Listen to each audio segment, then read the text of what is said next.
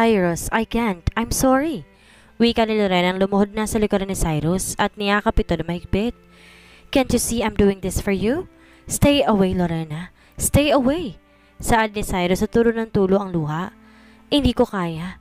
Handa akong harapin ang sakit dahil kapag ginawa ko, alam kong nandyan ka. Huwag mo akong itulak palayo. Ani Lorena ang iyak na rin ang iyak. Don't, please, Lorena. Nagmamakaawa ko. It's enough that I'm hurting. Not you, please. Sagot ni Cyrus. Wala akong pakialam kung 3 taon, 3 buwan, 3 araw o kahit 3 oras. Ang gusto ko lang makasama ka, Cyrus, until the end. Hindi mo kailangan harapin ito mag-isa. Wika ni Lorena na lalang humigpit ang pagkakayakap kay Cyrus. Darating ang araw magiging pabigat ako sa iyo, Lorena. Soon enough magiging useless ako at ayokong ako ang taong bibigay sa'yo ng sakit. Ayoko maghirap ka ng dahil sa akin. Wika ni Cyrus na mahigpit ng pagkakahawak sa kamay ni Lorena. Ikaw ang taong nagparamdam ng kasiyahan sa akin, Cyrus. At yan, ang bagay na alalahanin ng puso ko. I love you, Cyrus, and I will always do. Wika ni Lorena na hindi binibitawan ang pagkakayakap sa binata. Damn it, Lorena. I love you. I love you so damn much. Sagot ni Cyrus na iniharap na si Lorena sa kanya at pinakatitigan. Cyrus. At muling niyakap ni Lorena si Cyrus. Si Cyrus na may tinanggal ng pagkakayakap ni Lorena at tinalikan ito. Isang halik, naramdam ni Lorena ang pagmamahal nito. Gustong maiyak ni CJ sa nasasaksihan at bago pa man mangyari iyon, nagpaalam na siyang aalis. Maiwan ko muna kayong dalawa dito. Mag-usap kayo. Ako na maghahatid kay Beatrice. Wika ni CJ. Thank you, Kuya. Ani Lorena. You're welcome, sweet. See you later. Love you. Wika pa ni CJ saka hinalikan sa noong kapatid. Thank you for everything, Beatrice. Wika ni Cyrus. No biggie. I'll just see you when I get home. Sagot ni Beatrice na maluha-luha pa rin. Beatrice, thank you. Pahabol ni Lorena. Si Beatrice naman ngumiti na lang kay Lorena at saka tumango. Sumapit ang gabi at nasa may garden sina Lorena at Cyrus. Yakap-yakap ito si Lorena na tila hindi ito gustong pakawalan. May isa akong bagay na na-realize, Cyrus. Ano yon, sweetheart? Ikaw pa rin ang matigas ang ulong nakilala at minahal ko. Wika ni Lorena na may ngiti sa labi. And you, baby? Ikaw pa rin ang pinakamatigas na babaeng minahal ko that I would choose to fall over and over again. Sagot ni Cyrus na puno ng pagmamahal. I love you, Cyrus, until the beginning meets the end. Wika ni Lorena. And I will live you even after the end. Sagot ni Cyrus na tumulo ng luha kahit hindi nakikita ni Lorena. Cyrus, the baby. Wika ni Lorena. The baby will be our little Bracamonte at mamahalin ko kayong dalawa hanggang sa huling hininga ko. Wika ni Cyrus. Pero gusto kong malaman mo na I really never had anyone beside you in my life. Wika ni Cyrus. Akin ang bata, Lorena. Ang baby natin. Ako ang kanyang ama at walang iba. Wika ni Cyrus kahit naghihirap ang kalooban. But, saan ng dalaga? Ngunit hinalikan na ni Cyrus si Lorena kaya hindi na nito na ituloy ang sasabihin. No more buts. Mahal kita at yun ang mahalaga ngayon. Sagot ni Cyrus. Don't worry, Lorena. Kaya kong mahalin ng bata bilang pag-aari ko. Aalagaan ko ang bata at ako ang kanyang magiging ama at makukuha niyang lahat ng kailangan niya sa buhay. Wika ni Cyrus sa kanyang isip.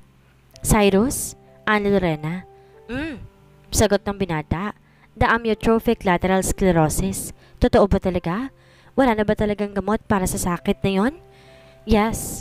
Wala pa silang natatagpuan na gamot. Wala pang lunas. Sagot ni Cyrus. Maaari mo bang ipangako sa akin ng isang bagay? Ano yon, Lorena? Ipangako mo sa akin lalaban ka. Lalaban ka hanggang dulo. Na kahit konting pag-asa lang ang meron, pangahawakan natin yan na magkasama. Wala akong pakialam kung 1% lang ang tsansa. Hanggat may pagkakataon susunggaban natin. Wika ni Lorena. Pangako, lalaban ako para sa'yo. Na kahit 1% pa yan, tatanggapin ko at lalaban ako. Since you refuse to give up on me, I will refuse to bow down to Als. Wika ni Cyrus na lalo pang humigpit ang pagkakayakap kay Lorena. That's more than enough for me. Sasamahan kita sa lahat ng paraan. Wika ni Lorena. Nakatulog na si Lorena sa mga braso ni Cyrus. Samantalang ito'y kontentong nakatingin lang kay Lorena. Anong kabutihan na nagawa ko para maging karapat-dapat sa isang tulad mo, Lorena? Minahal mo ko sa kabila ng lahat ng kasinungalingan at sakit na binigay ko sa'yo. Tatanggihan mo akong isuko kung ako mismo'y sumuko na sa buhay ko.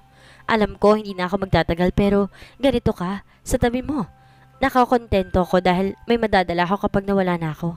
Mamahalin kita hanggang sa dulo, Lorena. Bulong ni Cyrus sa kanyang isip habang titig na titig sa mukha ni Lorena. Binuhat ni Cyrus si Lorena sa silid upang makahiga ito ng maayos. Hinalikan ito sa noo saka lumabas. Nagtungo ito sa garden at doon tinawagan ng ama. Dad, Agaton, son, kamusta ka na? Tanong ni Anton. Okay lang ako, Dad. Ikaw, kamusta ka na? I'm getting better. So tell me, kamusta na kayong dalawa ni Beatrice? May kailangan akong sabihin sa'yo, Dad. Hindi ko pwedeng pakasalan si Beatrice. Doon nagkaroon ng katahimikan sa kabilang linya. I'm sorry, Dad, pero nakatadhana akong pakasalan ng babaeng tuloy kong minamahal at natagpuan ko na siya. Mahal ko siya, Dad. Gawin mo kung anong gusto ng puso mo, Agaton. Iuwi mo na magiging prinsesa. Gusto kong lagi ka maging masaya, higit sa lahat ng bagay sa mundo. Wika ni Anton. Dad, usal ni Cyrus. Gusto kong magkaroon ka rin ng swerte gaya ko nang pakasalan ko ang mami mo. Hindi siya perpektong babae sa lahat ng bagay pero para sa akin, napaka-perpekto niya. Thank you, Dad. Wika ni Cyrus na naluluhang napapangiti sa ama. Kinabukasan, sabay na nagpunta sa TRN sina Cyrus at Lorena bago sila magpunta ng ospital. Pagkabukas pa lang ng elevator, ay ang nag-aalalang mukha ni Lester ang sumalubong sa kanila. Ano nangyari dito, Lester? Tanong ni Cyrus. Ang kapatid mo, narito si Alden, and there's a half-dead man in your office, Cyrus. Wika ni Lester nakita ang pag-aalala. Ano? Wika ni Cyrus na nagmamadaling nagtungo sa kanyang opisina. Alden! Tanong agad ni Cyrus nang mabungaran ng kapatid. Mabutit narito ka na. Ani Alden na seryosong mukha. What the hell is this and why are you here? Nagtatakang tanong ni Cyrus. I'm here to bring you this asshole. Sagot ni Alden, saka pa silang itinulak ang lalaking halos wala nang ang buhay. Dr. Alighieri? Anong ginagawa niya dito, Alden? Naguguluhang tanong ni Cyrus. Hindi ka isang baog, Agaton. Pineka niya ang mga test na iyon at mga pagsusuri at ikatutuwa mong marinig kung bakit. Wika ni Alden. Si Cyrus nakatayo lang doon na hindi alam ang sasabihin at mararamdaman. What? Ani Cyrus sa tila hinang-hina. Narinig mo, hindi ka baog. Plinano niya to. Wika ni Alden. Si Cyrus naman tila biglang bumangon ng galit at sinugod ang halos wala nang ang buhay na doktor. Walang hiya ka? Bakit? Bakit? Bakit mo to ginawa sa akin? Pinagkatiwalaan kitang hayop ka? Bakit? Sigaw naman ni Cyrus na kinwelyuhan ng doktor at pinagsasuntok. Agaton, wag mo muna siyang papatayin. Kailangan pa nating malaman kung bakit niya ginawa yun. Wika ni Alden at tumepek sa likod ng kapatid. Your Highness, forgive me. I'm sorry. Hirap na sabi ng doktor. Forgive you? Sinira mong buhay ko. Paano kita mapapatawad? Sabihin mo nga sa akin. Galit na sigaw ni Cyrus. Viscount Arturo and Doc Brandon of Versailles. Wika ni Dr. Alighieri. Anong ibig mong sabihin? The Viscount is dead. Pinatay ko siya. Sigaw naman ni Alden. Sila'y nagplano ng pag-alsa para maitapon ng korona. Ang korona ng prinsipe. This wouldn't have happened if Prince Agaton married either Lady Annabel of Artois or Lady Beatrice of Versailles. They learned about the now Queen Sheila when you were in the States. Nakita nila kung gaano ka kaseryoso sa kanya kaya't sinabihan nila ako na lumabas at dalahin ng peking diagnosis at pagkatapos gagamitin nila yon para mapatalsik ka sa trono. Then they will have no one of their daughters. Marry your brother. Forgive me, Your Highness. Wala akong choice dahil tinakot nila akong papatayin ang nag-iisa kong anak na babae. Mahabang litanya ng doktor kahit harap na hirap. Sa narinig, nangihinang napaw po si Cyrus na tumutulong luha. Si Lorena na may niyakap si Cyrus na mahigpit at napaiyak na rin. Baby, patawarin mo ko. Hindi ko gustong itanggi ang anak natin. Patawarin mo ko. Magiging daddy na ako.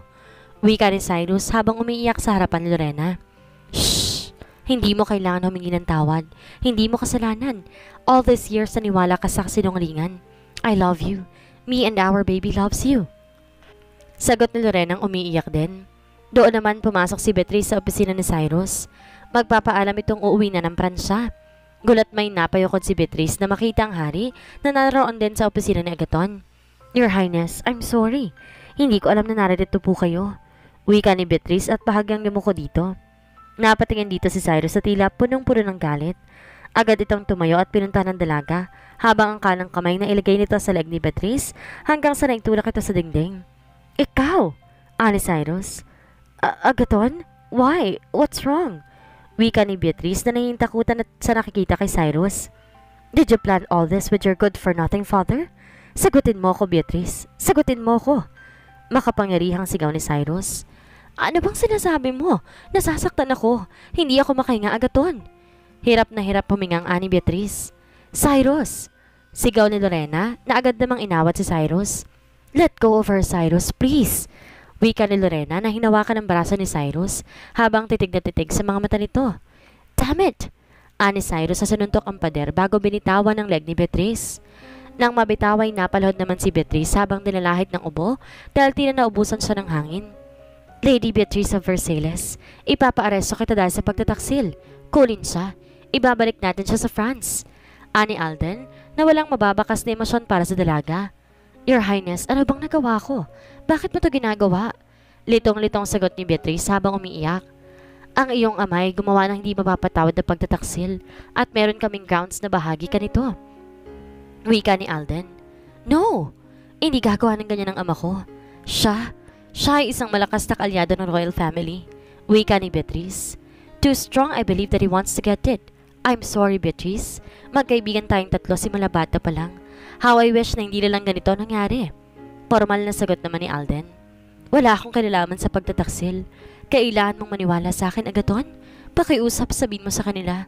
Kailangan mong maniwala sa akin. Agaton, kilala mo ko simula nung 3 taon pa lamang tayo. Wala akong gagawing masama sa royal family. Agaton, tulungan mo ko, please. Pakiusap ni Beatrice na umiiyak na sa pakikiusap sa kaibigan. Sana nga magawa akong paniwalaan ka, Beatrice. Pero nasa punto ko ngayon na wala nang dapat pagkatiwalaan, kundi ang pamilya ko lang. Ani Cyrus, nagalit ang tanging makikita sa mata habang nakaritig kay Beatrice. Agaton, sabihin mo kung ano bang nagawa ko para maging karapat-dapat itong gagawin niyo sa akin. Wika pa ni Beatrice na umiiyak. Hindi ako baog, Beatrice. Pinano ito ng ama mo with the late Viscount Arturo of Artois. Dahil lang sa hindi ako nagpakasal sa'yo o kay Annabel. Ngayon sabihin mo, paano ako magtitiwala sa'yo? Sagot ni Cyrus na puno ng galit. What? Wala akong alam tungkol dyan, Agaton. Maniwala ka, Agaton. Pakiusap. Wika ni Beatrice na nakikiusap sa kaibigan. Take her away. Wika ni Cyrus sa mga gwardyang kasama ni Alden. Agaton, kailangan mo akong paniwalaan. Pakiusap. Wika ni Beatrice habang hawak na siya ng mga gwardya. Ikinalulungkot ko, Beatrice. Ngunit magkakaroon ka ng patas sa paglilitis sa harap ng Royal Council. Saad naman ni Alden. Nang mailabas naman ni Beatrice, nilapitan ni Alden ang kapatid. Agaton, Lorena, congratulations on your baby. I will see you both in France. Siguradong matutuwa si Dad na makita ka, Lorena. At syempre kapag nilaman nila magkakaroon na sila ng bagong apo. Trust me, Mom would be all over you. Thank you, Alden. Sa lahat, ano ba't naging kapatid mo ko, Cyrus? Lagi lang ako nasa likod mo. Alam ko, pero honestly, hindi mo naman kailangan bugbugin siya na halos malagutan na ng hininga. Dapat ipinaubaya mo na lamang siya sa akin. Wika ni Cyrus na itinuro ang doktor na nakahandusay sa sahig. Na, you've done fair share when we're kids. Binubugbog ang bawat bata na aasar sa akin sa pangalawa lang akong anak. Oras na para gawin ko to para sa'yo. Wika ni Alden at niyakap ng kapatid. Nang makaalis ng lahat, biglang hinawakan ni Cyrus ang kamay ni Lorena at hinila palabas. Saan tayo pupunta? Talong ni Lorena ang natatawa na. You'll see. Sagot ng binata na hinalikan pa si Lorena. Laking gulat ni Lorena nang pumarada si Cyrus sa isang ospital. Anong ginagawa natin dito? Nagtatakang tanong naman ni Lorena. Gusto kong makita ang baby natin para makahingi ako ng apology dahil hindi ako naniwala sa mommy niya. Wika ni Cyrus na masuyo nakatingin sa mga mata ni Lorena. Cyrus?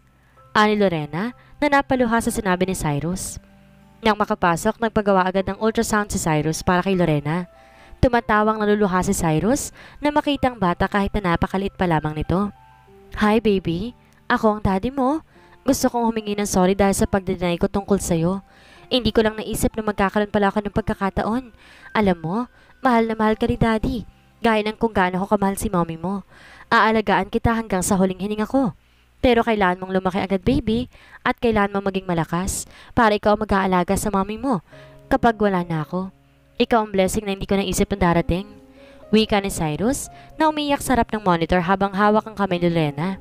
Si Lorena na may napayak sa narinig kay Cyrus. Cyrus, our baby, It's saying something. Ani Lorena habang tumutulo ang luha. Ano yon? Sabi ng anak natin, mahal din niya si Daddy. Wika ni Lorena ang lalo nang napaiyak. I love you both. Wika ni Cyrus saka maring hinalikan si Lorena sa pagitan ng kanilang mga luha. Kinabukasan nagpunta si Cyrus sa mansyon ng mga Anderson. Are you here to see my sister? Tanong ni CJ. Actually, no. Narito ako para kay Tita Pasita at sa iyong ama, including you, CJ. Tungkol saan? Tungkol kay Lorena and please, wag mong sasabihin sa kanyang naririto ako. Alright, follow me. Ani naman ni CJ matapos makita ang kaseryosohan sa mata ni Cyrus. Dumiretso sila sa silid ni Gerald. Good morning, Mr. Anderson. Tita Pasita. Bati ni Cyrus. Cyrus, nice to see you again. Ganting bati ni Pasita. You too, tita. Pero nagpunta ako dito para pag-usapan ng tungkol kay Lorena. Anong gusto mong pag-usapan tungkol kay Lorena? Wika ni Gerald. She is pregnant. At ako ang ama ng kanyang anak. Wika ni Cyrus pero tila nagulat ang mga tao sa silid maliban kay CJ. Gusto mo bang magtatulon ako sa tuwa dahil nabuntis mong anak ko? Galit namang sagot ni Gerald. No sir, nagpunta po ako dito para hingin ang kamay ng anak nyo. Gusto ko siyang pakasalan. You got some balls. Kilala mo ba kung sino ako, young man? Tanong pa ni Gerald. You are Gerald Anderson, who spearheaded the success of Anderson Cruise and Shipping Line, sir? Sagot ni Cyrus, na diretso nakatingin sa mga mata ni Gerald. Good thing you know. Sa tingin mo ba ibibigay ko sa iyong anak ko? Ani pa ni Gerald na sinusubukan si Cyrus.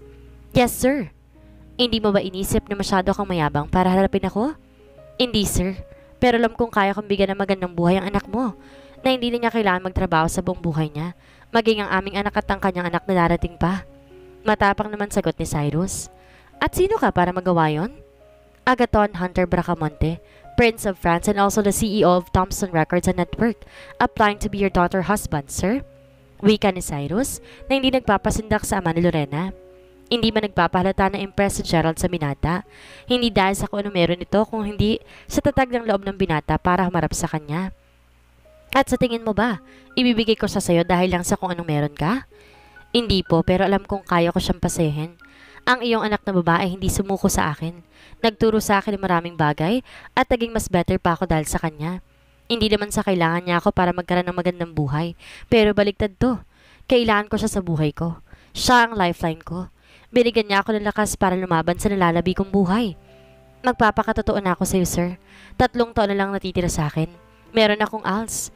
Kaya maintindihan ko kung tatanggihan mo akong pakasalan ng iyong anak. Ngunit ang 3 taon na yon, kung hahayaan mo ko, gusto kong gugurin ang lahat ng ito sa pagmamahal sa iyong anak. Bawat segundo nito. Wika ni Cyrus na pinipigilan ng pagbagsak ng luha sa mga mata. You are a brave young man, but we will call you if you pass the initial interview. Ani naman ni Gerald. Sir, wika ni Cyrus. Just kidding. You're hired. Isang bagay lang ang gusto kong ipangako mo sa akin. Huwag kang titigil sa pakikipaglaban para sa buhay mo, anak, para makasama mo ang tagal na mapilya mo. Wika ni Gerald na ngumiti na. Thank you, sir. I will. I won't stop fighting for Lorena and our child. Thank you. Sagot ni Cyrus na ngumiti na rin.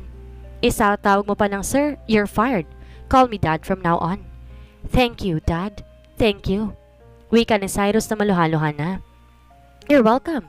So, anong plano mong gawin ngayon? Tanong pa ni Gerald. Kailangan ko ng tulong mo, sir. Dad?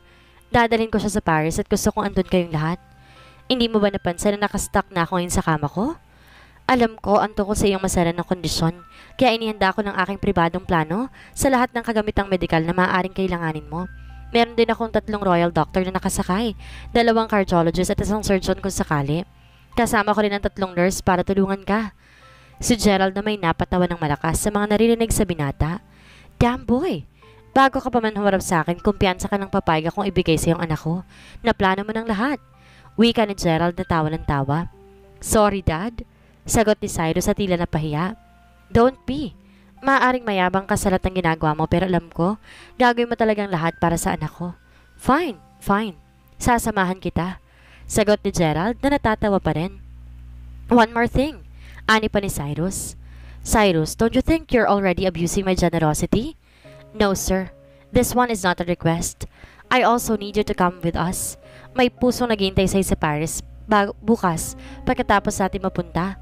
Maaari na kami magsagawa ng heart transplant para sa iyo kaagad. Wika ni Cyrus. Natahimik ang lahat ng nasa silid sa sinabi ni Cyrus. Maging si CJ ay walang masabi. Paano ka nakahanap ng donor? Tanong ni Gerald na hindi makapaniwala. I guess perks of being a prince dad. So gusto mo man o hindi, kailangan kitang dalhin sa Paris. It is originally for my dad but his body is still weak and the heart won't do for at least 3 more months. Son, hindi ko alam kung paano kita papasalamatan para dito. I will do anything for Lorena, Dad. Literally everything. At alam kong gusto niya maging maayos ang kalagayan mo at magiging masaya siya kung kasama mo siya habang hinihiling ko sa kanyang pakasalan ako. I thought I'd be saying this that I'm relieved to leave my daughter to you, knowing how much you love her if anything happens to me but you. Binigyan mo ako ng panibagong pag-asa, hindi lang para makasama siya, ngunit ang aking mga apo. Thank you, son. Thank you. Ani naman ni Gerald na nangingilid ang luha. Thank you for trusting your daughter to an asshole like me. Ani naman ni Cyrus. Come here, son. Wika ni Gerald kaya agad lumapit si Cyrus. Na makalapit ang binata, mahigpit itong niyakap ni Gerald. You may be an ass but I'm proud to be your father-in-law. Wika ni Gerald. Si CJ na naghatid kay Cyrus palabas. Hindi ko alam kung anong tatawag ko sa iyo ngayon. Thompson o Bracamonte. Cyrus. You can call me Cyrus. We're not friends, remember? Wika ni CJ. Alam ko, pero pamilya tayo. Sagot ni CJ na nakatingin sa mga mata nito. Si CJ naman bahagyang napatawa sa sinabi ni Cyrus. Welcome to the family, Cyrus, and thank you for giving Dad a second chance in life. Ani naman ni CJ. Siguraduhin mo lang na walang alam ang kapatid mo sa pagdating mo. Gusto ko maging isang sorpresa ito na hindi niya makakalimutan. Wika ni Cyrus na nakangiti kay CJ. I can do that. See you later on the flight, brother-in-law. Ani naman ni CJ na nilahad ng kamay kay Cyrus. Iaangat pa lang ni Cyrus ang kamay para tanggapin. Ang pakikipagkamay ni CJ ay tila gusto niyang sumigaw sa nararamdamang sakit. Ani Cyrus na pigil ang pagsigaw habang hindi niya maigalaw ang kanang braso. Cyrus? Wika ni CJ na agad nilaluhan si Cyrus. What the hell is wrong with you? My arm. I can't move my arm. Damn it! Ani naman ni Cyrus. I can take it to the doctor. Ani naman ni CJ. No, it will pass. Wika ni Cyrus. Sigurado ka? Yeah. Ani Cyrus at tila pinagpawisan ng malamig. Sino nag-drive para sa'yo? Me. Come on, ihatid na kita pa uwi. Ipapasundo ko na lang driver ko sa atin. Thank you. Sorry. Tinanong ko si Lester para siguraduhin handa ng lahat para kay Lorena. Wika ni Cyrus. Buti na lang matigas ang ulo mo, asshole. Halika. Wika ni CJ na hindi na may iwasang mag-alala para dito. Ano kaya ang mangyayari? Ngayong nagiging malinaw ang lahat kay Cyrus. Ito na kaya ang simula para sa pinapangarap niyang masayang buhay kasama si Lorena? Malagpasan kaya niyang malaking pagsubok ng kanyang buhay? Yan ang ating aalamin sa susunod nating kabanata.